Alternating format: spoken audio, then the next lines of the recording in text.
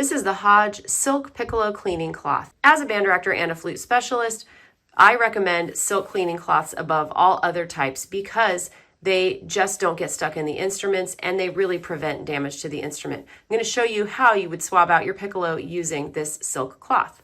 Then take this little corner of the triangle and thread it partway through this loop so that it is like a little flag. Next, we'll take the body of the piccolo and we're going to push that into the piccolo. Now, I have a conical shaped piccolo, and so mine gets a lot smaller at the end. I don't push mine all the way through. It just feels too tight. And that's one of the reasons I like to use silk, because it doesn't tend to bunch up as much. If you have a cylindrical piccolo, you might be able to run this through, but I prefer not to run them all the way through the piccolo. So then I'm going to just grab the end and pull this out, and that's going to get the moisture and condensation out. Now for the head joint.